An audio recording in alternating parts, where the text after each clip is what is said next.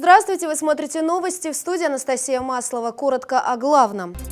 В Туве пожарные спасли 6 человек, 3 из которых дети. Испытания для учителей. Преподаватели республики соревновались в математических боях. Внимание машинам с черными номерами. В Туве сформировано сводное подразделение военной автомобильной инспекции. Перейдем к главным событиям выпуска. Серьезный пожар в поселке Кахем по улице Кирова. ЧП произошло в 7 часов утра 2 февраля. Возгорание было в одной из квартир двухэтажного дома. На момент прибытия первого подразделения открытым пламенем в кочегарке, пристроенной к дому, горела стена и потолочные перекрытия. Огонь преграждал доступ к входной двери. Прибывшие пожарные через окно дома спасли 6 человек. Из них 3 взрослых и 3 детей. Все они спали и не заметили пожара в доме. Оказание медицинской помощи потребовалось пожилому мужчине-инвалиду. Он получил отравление угарным газом.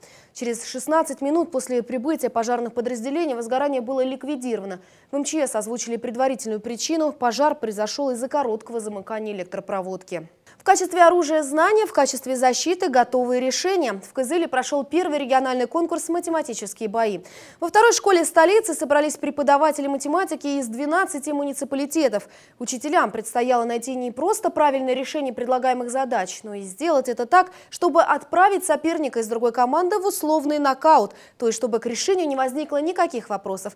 Подробности в следующем сюжете. Математические бои для Тувы не новшество. Раньше в знаниях соревновались школьники, теперь же очередь за преподавателями. В первом региональном конкурсе приняли участие 12 команд из столицы и районов республики. Учителям предстояло пройти несколько испытаний. Стендовая защита, презентация команды, сам математический бой. Настрой команд члены жюри оценили сразу. Команды настроены серьезно. Видно, как они подготовились к защите, к стендовой презентации. У всех довольно сильные работы. Сложно оценивать? Оценивать сложно. Практически все идут на одном уровне. Потому что сам проект предусматривает как раз реализацию по всем направлениям. Красивые мантии, однотонные платки и жилетки. Каждый пытался выделиться уже на первом этапе. Мы готовились, старались, потренировались с учителями Кажуна, Сютхольского Кажуна. Главный этап – сам математический бой. Командам представили задачи уровня ЕГЭ. Найти решение они должны были за строго отведенное время. И по признанию самих преподавателей, над некоторым пришлось поломать голову. Геометрия сложная. Сложно. Да. Алгебра непростая, Но голову есть над чем поломать, да? Далее командам предстояло доложить перед соперником и членами жюри свои решения, а также поочередно они выступали в роли оппонентов. За ответы жюри присваивало баллы. Таким образом, по итогам и определялся победитель. Но не победа, главное. Участие в конкурсе, по словам организаторов, предполагало повышение квалификации. Коллеги смогли обменяться опытом и найти для себя новые подходы к решению знакомых задач. Анастасия Маслова, Алексей Филиппов, телекомпания «Новый век». Глава Тувы Шалбан Караул потребовал, чтобы по всей республике были отобраны дети, способные поступить в Кызылское президентское кадетское училище. Им предстоит пройти первичный медицинский осмотр по месту учебы. В ходе обследования будет проведена оценка физической подготовленности детей, контрольные замеры по бегу на 60 метров, на 1000 метров, по подтягиванию на турнике. Затем дети должны написать стартовые контрольные работы по русскому языку, математике и иностранному языку. В этот же период специалисты проведут психолого-педагогическое обследование каждого ребенка и анализ социального положения семьи. Со своей стороны Министерство образования и науки республики осуществляет методическую помощь образовательным организациям при подготовке кандидатов к конкурсу. В задачи министерства также входит формирование совместно с агентством по делам семьи и детей образовательным учреждением портфолио кандидатов, свидетельствующих о достижениях учащихся. До 1 июня текущего года все необходимые для поступления документы должны быть сданы. Местные власти в случае необходимости должны принять меры по оказанию финансовой помощи и социальной поддержки кандидатам, детям-сиротам и детям, оставшихся без попечения родителей, детям из многодетных и малообеспеченных семей и находящихся в трудной жизненной ситуации. Они призваны следить за тем, чтобы машины с черными номерами соблюдали правила дорожного движения. В Туве заработала военная автоинспекция. Сводное подразделение в республике сформировалось 1 января этого года. И за первый месяц работы результаты уже есть. На одной из дежурств с экипажем ВАИ вышла и наша съемочная группа. Взмаху этого полосатого жезла подчиняются только водители машин с черными номерами. Это техника Министерства обороны. Главные функции военной автоинспекции – обеспечение безопасности дорожного движения, сопровождение колонн, организация регистрации транспорта воинских частей и его технический осмотр. Экипажи ВАИ, как ГИБДД, регулярно дежурят на дороге. Инспекторы тщательно следят за тем, чтобы военные автомобилисты соблюдали все требования. Нарушение не выявлено. Документы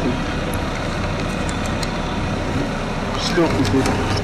Военные водители, по признанию инспекторов, законопослушнее, нежели рядовые автолюбители. С них серьезнее спрос. За некоторые нарушения ПДД можно и распрощаться со службой. В зависимости от наказания, также за алкогольное опьянение, увольнение с вооруженных сил, это сразу выписываем штрафы, передаем документы в военный суд, и военный суд рассматривает.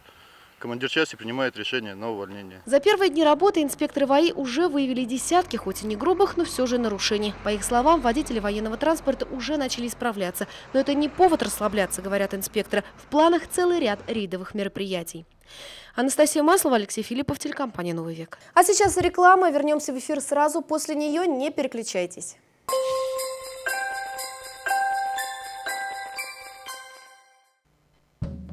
Тува Джаз Бенд приглашает вас на концерт «Джазовые стандарты Тувы» 3 февраля в Тувинской государственной филармонии. Начало концерта 19 часов. Справки по телефону 215 20. Компания «Геотех». Недвижимость по всем правилам. Работаем с любыми объектами недвижимости. От маленькой дачи до линейных объектов.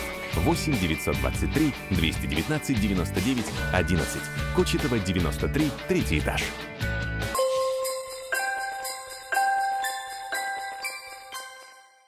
Вы смотрите новости, мы продолжаем выпуск.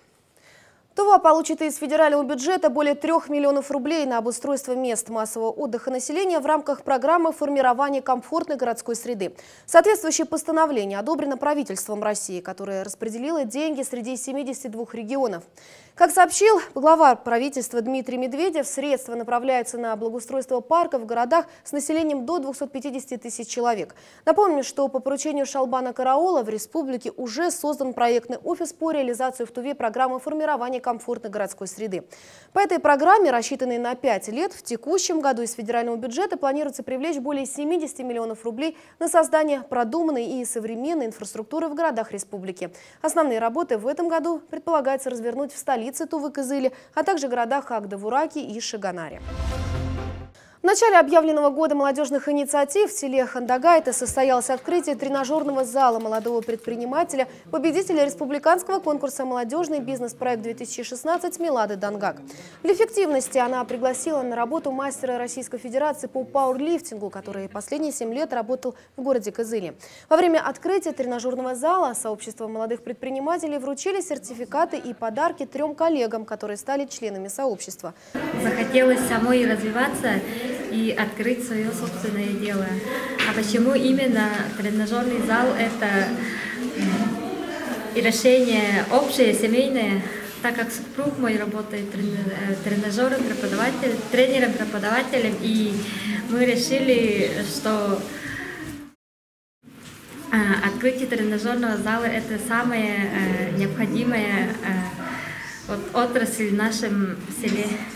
После открытия в теплой обстановке сообщество молодых предпринимателей встретились с молодежью, которая активно хочет заниматься предпринимательской деятельностью. В беседе также приняла участие директор Центра занятости населения Авюрского района.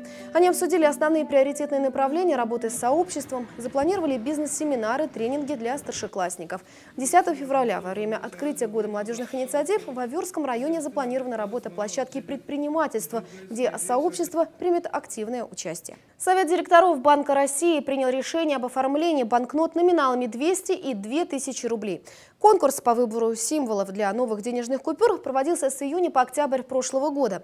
Было выдвинуто более 5000 номинатов, достопримечательностей из более 1000 городов России. В лонг-лист конкурса, преодолев порог в 5000 голосов, вошли 76 символов из 49 российских регионов.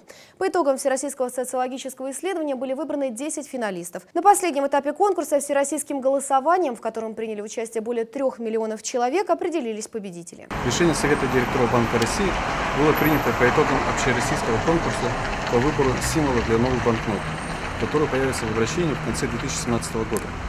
На банкноте номиналом 200 рублей будут размещены символы Севастополя, изображение памятника затопленным кораблям и вид на ХСНС Таврический. А на банкноте номиналом 2000 рублей появятся знаменитые места Дальнего Востока. Это мост на остров Русский во Владивостоке и космодром Восточный в Амурской области. На радио «Голос Азии» прошел очередной радиоквест «Замес майонез». На этой неделе партнер квеста – магазин «Уютный дом», который находится по адресу Аюна Курседи, 54. Там есть товары не только для дома, но и для ремонта. Сегодня магазин предоставил в качестве подарка набор туристической посуды. Приз был спрятан в доме печати. Замес майонез. Вот ваш.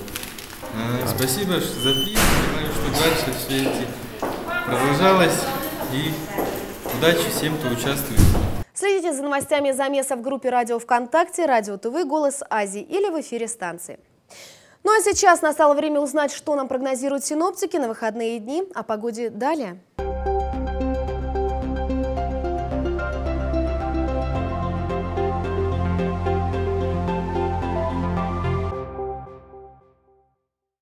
Здравствуйте! В эфире прогноз погоды, в студии Ксения Перумова. Узнаем прогноз от синоптиков чуть позже. Сначала немного о нашем партнере. Магазин «Медтехника» предлагает различные ультрафиолетовые облучатели для взрослых и детей. Они помогают в борьбе с различными инфекциями, в том числе гриппом, ОРВИ, кожными заболеваниями и другими, а также нормализуют иммунитет. Находится магазин «Медтехника» по адресу Калинина 3/3 в здании медико-диагностического центра на цокольном этаже. Магазин «Медтехника». У нас вы найдете все, что поможет поддержать ваше здоровье в домашних условиях. Массажеры, ингаляторы, кварц, солевые лампы, лампы Чижевского.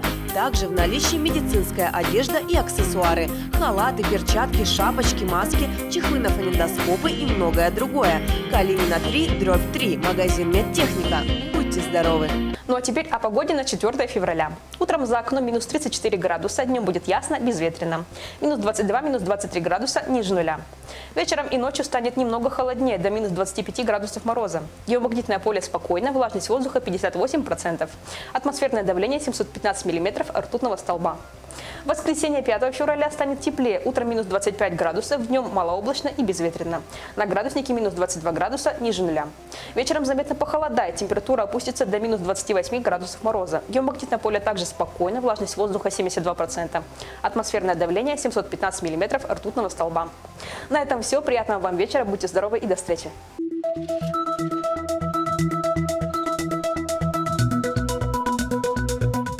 По сообщению Гисметео, в предстоящие сутки в Туране погода пасмурная, без осадков. Температура воздуха утром минус 24 градуса, днем минус 12, минус 17. В Бородане пасмурно, без осадков. Температура воздуха утром минус 24 градуса, днем минус 11, минус 16. На Полке погода пасмурная, временами снег, дует ветер. Температура воздуха утром минус 11 градусов, днем минус 8, минус 13. В Танзибее пасмурно, временами снег. Температура воздуха утром минус 11 градусов, днем минус 7, минус 12. По всей трассе проводятся дорожные работы. Проезд удовлетворительный. На этом у меня все. Эфир продолжит программа «Скажем, покажем». Все самое интересное впереди. До встречи.